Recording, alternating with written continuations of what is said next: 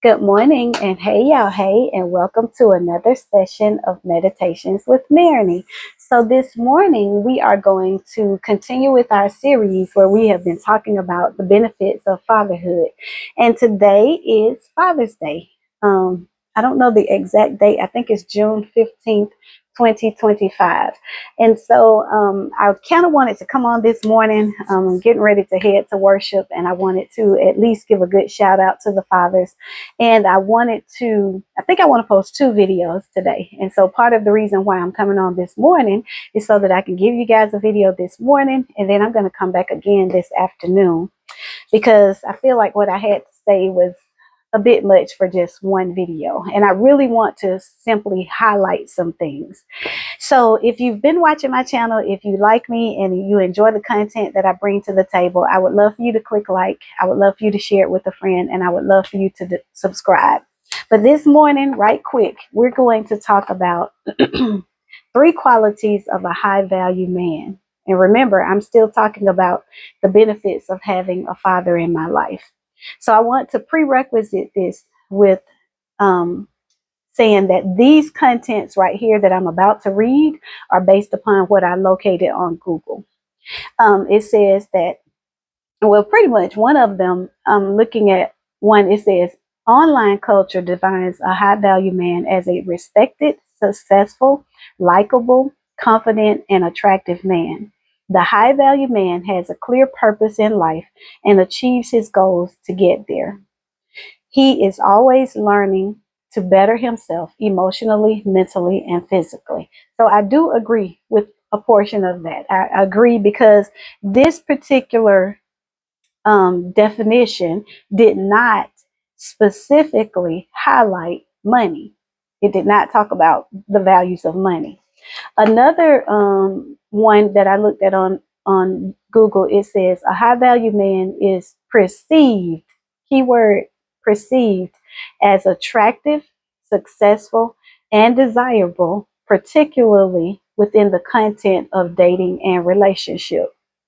Now, in my mind, I'm thinking, okay, is that all that you want, is to perceive that he has those things?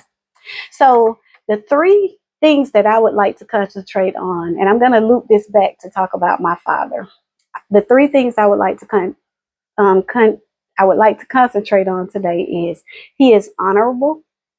So I looked at it and I said he tells the truth even when it's difficult.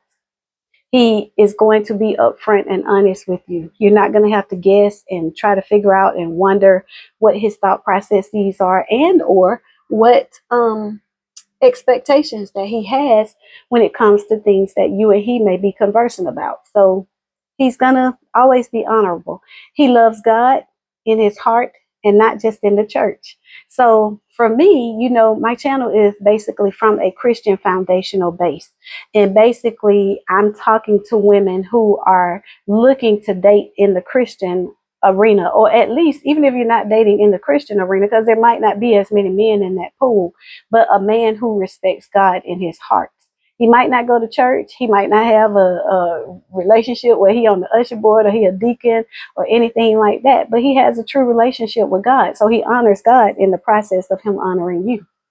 The second item is he has a conscience and will self-reflect. Now, even in those things that it talked about, it did say on one of them, he is always learning to better himself emotionally, mentally, and physically. But even if you better yourself, a lot of people gain knowledge, but they don't do anything with it. Many people read books, but they don't activate what they are reading. There are many people who are very smart. My mom used to say common sense ain't so common. And there are many people who I know that are very smart. They can intellectually speak over me. They can intellectually speak past where I am. But when I look at their daily life and their development, it doesn't match up with the things that they have that are coming out of their head and their mouth. So he is able to have a conscience and he will self-reflect. He shows that he is willing to grow and develop.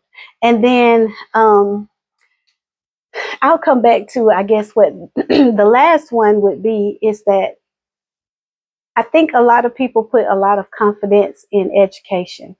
And when I said just now that my mom said that common sense was not so common, many of the men that I know, whom I consider to be high value men, they may only, some of them, especially in the older arena of men that I know, they either did not have a high school diploma and they pulled themselves up by the bootstraps and they worked and they provided for their families. They either only had a high school diploma and they possibly either went into the military or they got on with a warehouse or a job and they stayed there for 20, 30, 40 years and they were able to build a life with their family that way. The other is, and I want to make sure I'm not discounting anything because I got my own degrees hanging on the wall up there behind me. One of them fell. I got to pick it up because the glass broke on it. But and I'm working on another degree now. So I want to make sure that I don't discount education because education is very important. However, education is not the driving force for what equates to a high value man. And so, with those three components, I want to loop this back to the benefits of having my father in my home. My father, and I will come back and I think I want to do a longer series on this. Initially, I thought this was only going to be through this week, but as God was kind of revealing some things to me today, I really feel like as an auntie, I need to share some information with the ladies and make sure that we don't get led down the wrong road in reference to what is a good and a high quality man or a high value man. My father could not read and write. My dad had to work in the fields. In the area where they were from, he was required to go to work every day. And most of the time, the girls could go to school, but the boys had to go work. And so my father did not get the privilege of getting to go to school and learning the components of education. And so with that, he ended up being in a situation where he did not know how to read and write, but he learned a lot of skills. He knew how to fix anything. And so as a little girl growing up, I never understood um he was always talking about education and how important it was to him. But I didn't understand until I was older what that really meant to him. And you guys, sorry, I ended up putting on my water to make me some water this morning and I didn't think it was going to heat up that quickly. So you guys are going to have to walk with me. And so basically my father could not read and write. He did not have the capability of being able to um, provide for his family in a way through education. So when you think about a man who is able to provide for his family and he is able to do things that need to assist him in his home, that is what you would then consider to be a high value man. You would not necessarily just look at the capability of him being able to provide something to you monetarily. Because if that is the only thing that is the driving force for you and your process in your relationship, it is going to be challenging for you to be able to then, whew, that was a quick walk, respect him in the long run. So when I think about the values that my dad brought to the table, they had nothing to do with his earnings. Even though, as him being an uneducated man, he did not make six figures. He had the opportunity to provide for his family. He was honorable. If you guys look back some of my videos, I talk about how my dad really didn't go to church when I was a little girl. But by the time he passed away, just because of the way that my mother lived and the way that she treated him and the way that she lived before him, eventually he started going. And eventually he was getting up in the mornings and getting dressed and getting there before she would. Um, he also had a conscience. There are some things that happened in our family that it was not a perfect family dynamic. He had a conscience of the things and the errors that he made, and he did what he could to make correction to that. So, what I would like for you guys to think about is not just looking at a high value man being someone who is able to provide financially, but how is he as a whole person? Does he treat people well? Is he an honorable man that does honor God in his household, whether he goes to church or not?